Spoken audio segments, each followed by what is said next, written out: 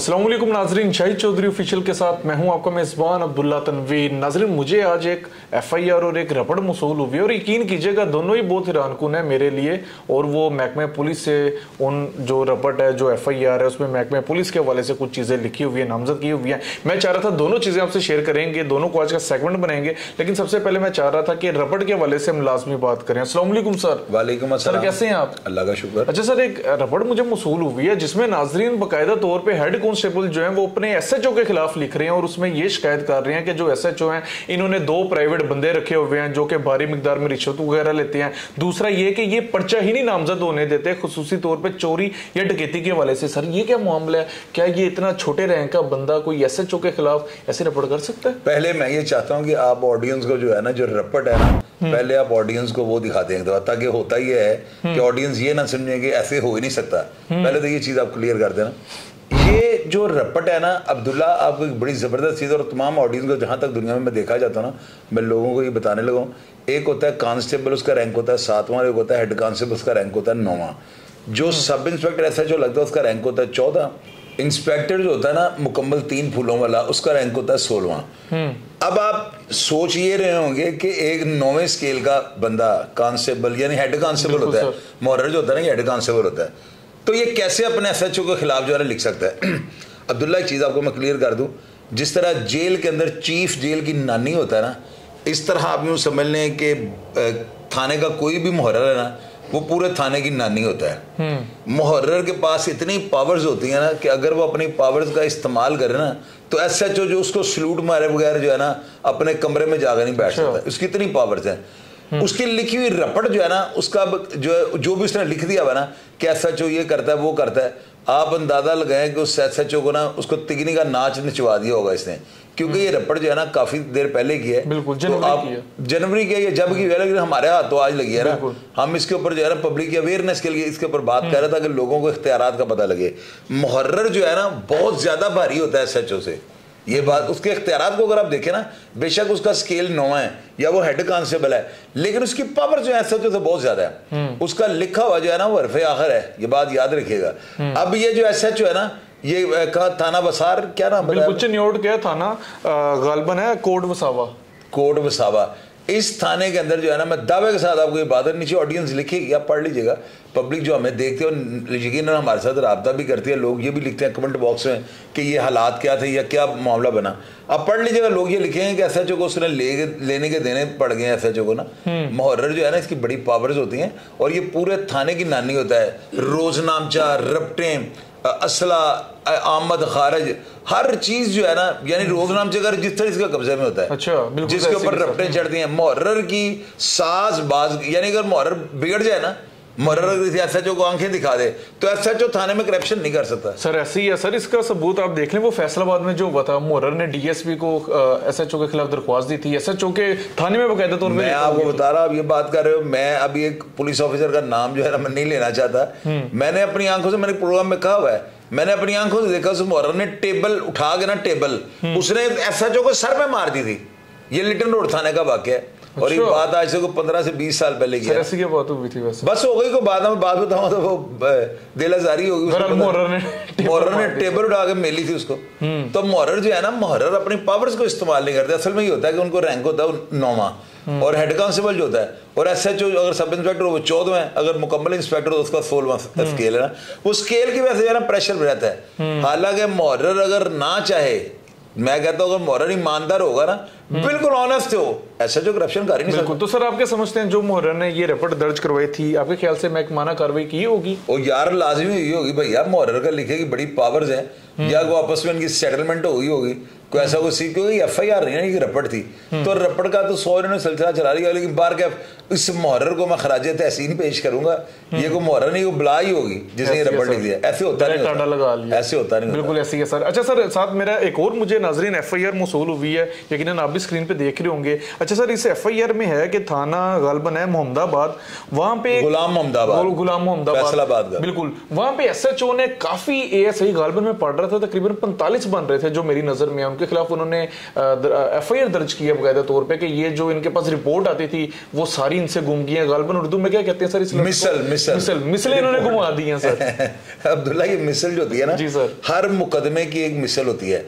उस मिसल में ना एफआईआर से लेकर उसके बाद गवाहान की जो एविडेंस होती है, उसके फ्रांसी की जो रिपोर्ट्स होती हैं, इवन के अगर आपके कोई चेक हैं, चेक की अगर आपने एफआईआर दर्ज करवाई है तो आपके चेक वगैरह जो ओरिजिनल होते हैं वो भी उसके अंदर पड़े होते हैं, मिसल में लगे होते हैं। मिसल की इतनी अहमियत होती है कि अगर ये गुम जाए ना तो फिर दोबारा ये हर चीज जो है ना उसमें ही होता है कि जो लिखने वाले होते हैं उनके तबादले हो चुके होते हैं, कुछ मर चुके होते हैं, तो वो सारी चीज जो है ना कंट्रोवर्सी का शिकार हो जाती है। और ये शक जो होता है ना, ये इसका रिलीफ हमेशा मुलजिम ले जाता है। अगर आपकी मिसल थाने से गायब हो जाए तो आप समझ लें आपका केस खत्म हो गया। और आप इसकी एक और चीज मैं आपको बताने लगा, ये जो है ना, आपको फर्ज करें आपने चेक, आपका 2 करोड़ का आपने चेक का मुकदमा दर्ज करवाया है, आपका चेक भी उस मिसल में लगा हुआ है और उस तफ्तीशी ने मिसल को इधर उधर कर दिया, तो चेक अगर नहीं हुआ तो सजा आपको कैसे होगी? दूसरा एक और चीज आपको बताता, महकमा जंगलात वाले जो है ना, ये जुर्माने करते हैं लोगों को ना, जुर्माने करते रहते हैं, इस बुक के अंदर ना जुर्माने चढ़े, जब वो देखते हैं 1 करोड़ 1.5 2 करोड़ रुपए, ये जेन्युइनली आपको बता रहा हूँ, ऑन रिकॉर्ड है ये बात मैं अपने पास से नहीं कर रहा हूँ। महकमा जंगलात वाले जो है ना, वो एक पॉलिसी उन्होंने बनाई है कि वो पहले जुर्माने लेते रहते हैं, जब वो देख लेते हैं कि जी 1 करोड़ 1.5 करोड़ रुपए हो गया हुआ है, तो उसके बाद मुहर्रर को कुछ पैसे देते हैं, वहां से रजिस्टर निकालते हैं, गायब कर देते हैं, रिपोर्ट दर्ज करवाते हैं, रजिस्टर गायब हो गया, तो वो 2-2.5 करोड़ रुपए मिट्टी।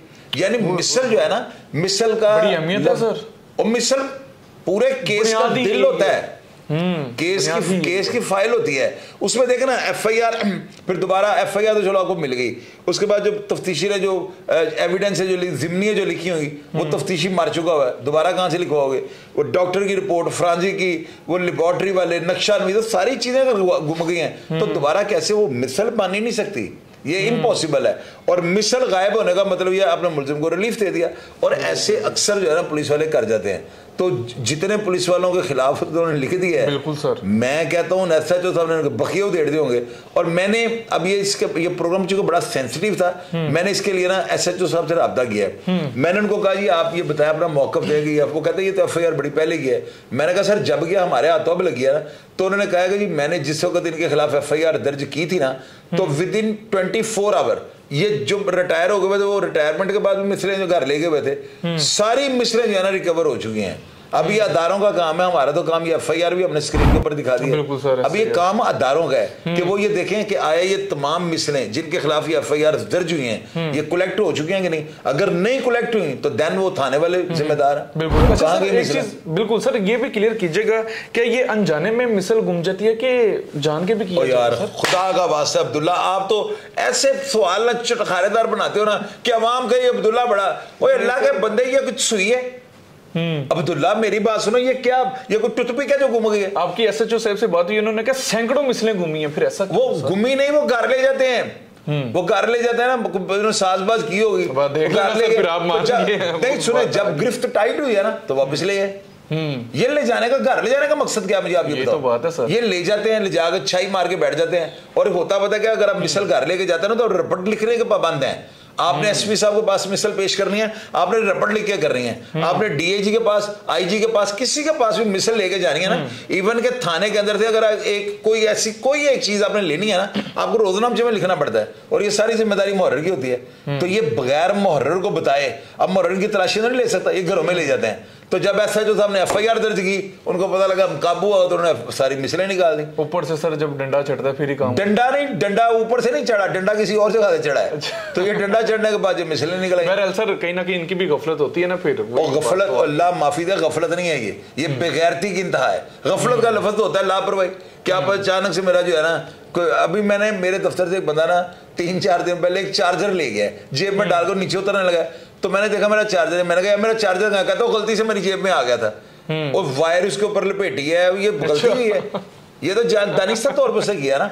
तो ये वही काम है, ये जो है ना, यानी कि ये मिसल गायब कर देना, ये बहुत बड़ा जुर्म है, तशवीशनाक चीज है। एफआईआर जो है ना गाजी इलमदीन शहीद साहब की जो है ना रहमतुल्लाह अलैह की, उनकी जो है ना उधर पुरानी नई नारगली थाने में पड़ी है। ये पब्लिक प्रॉपर्टी होती है, इसको आप गायब नहीं कर सकते। अगर आप करेंगे आपके खिलाफ कोई भी एहलकार ये अफसर लेके जा ही नहीं सकता, कोई नहीं लेके जा सकता। अगर लेके जानी तो रोजनामचे में रपट दर्ज करके, तो अगर रपटे दर्ज नहीं है तो चोरी की बददियानती की से कह रहे हैं। तो ये चीज है, ये बहुत बड़ा जुर्म था। मेरा ख्याल है ये सारी जो है ना मिसलें रिकवर हो चुकी होंगी, वरना इस थाने के अंदर जो है समझ लगे बचा ला जाना था। ऐसे ही है। तो सर क्या मजीद भी ये लाहौर वगैरह में भी ऐसे थानों में होता है, और क्या SHO एक्शन लेते हैं कि अक्सर छोड़ भी दिया जाता है? अब्दुल्ला ये एक्शन लेना पड़ता है। अगर कल को मिसल कहीं आ गई तो जो SHO तैनात हो फटे लग गया, यानी मिसल गायब हुई 3 साल पहले की, एक SHO आ जाइए। रोजनामचा जो होता है ना, जिस वक्त SHO तैनाती लेता है सबसे पहले मुहर्र से पूछता है कि सारा रिकॉर्ड कंप्लीट है। अगर मुहर्र कह दे यहाँ पे 3-4 मिसलें जो गायब हैं तो SHO रपट लिख देता है ताकि कल को मेरे ऊपर ना ही पड़ जाए ना गेम है। ये बड़ा सेंसिटिव मामला होता है। यहाँ पे ये नहीं होता कि आपको मैं बस हो गया जी, वो कोई और ले गया होगा। वो कोई और कौन ले गया? एक ऐसा जो चार्ज छोड़ रहा है वो जिम्मेदार है हर चीज पूरी देने का, और एक ऐसा जो चार्ज ले रहा है वो जिम्मेदार हर चीज पूरी लेने का। बिल्कुल सर, ठीक है, ये मजाक नहीं होता, ऐसे ही है। जाहिर सी बात है, एविडेंसेस होते हैं नाजरीन। बिल्कुल ये दो चीजें में मौसूल हुई थी, रबड़ भी आपने देख ली। और सजा जजा का ताल्लुक होता है, एविडेंस नहीं होती। सजा और जजाई मिसल में ये एविडेंसेस होना बड़ा जरूरी है। सजा और जजा का इसका बिल्कुल इसके साथ ताल्लुक होता है। किसी आप ये समझ लें सर कि अगर किसी का कसूर भी नहीं है उसको भी सजा दी जा सकती है। नहीं, सजा नहीं होगी, रिलीफ मिल जाएगा। सजा नहीं हो सकती, सजा तो हो ही नहीं सकती जब मिसल गायब हो गई, रिलीफ मिल जाएगा। मेरा लास्ट क्वेश्चन होगा, फिर हम प्रोग्राम वाइंड अप करते हैं। ये जो बड़े बड़े केसेस होते हैं कत्ल वगैरह के, अचानक से कहते हैं कि इसको बरी कर दिया या बिल्कुल क्लीन आउट कर दिया, दियत पे बात ना भी खत्म हुई हो, तो क्या सर उसका ताल्लुक भी मिसल से होता है? फिर यार 110% होता है अब्दुल्ला। जो पुराने खोचल लोग हैं ना, पता है क्या करते हैं? वो थाने के किसी संतरी को क्या करा कि यार हमारे मिसल में फला पेपर हमने जो है ना फोटोकॉपी करवानी है, तो वो कांस्टेबल जो होता है 1500 के चक्कर में मिसल छुपा के फोटोकॉपी के लिए बाहर ले गया, तो वो छीन के निकल जाते हैं। तो वो बेचारा थाने में भी आगे नहीं बताता कि जी मेरे से बाहर से मिसल छीन के ले गया, फिर उसकी रपट दर्ज हो जाती है।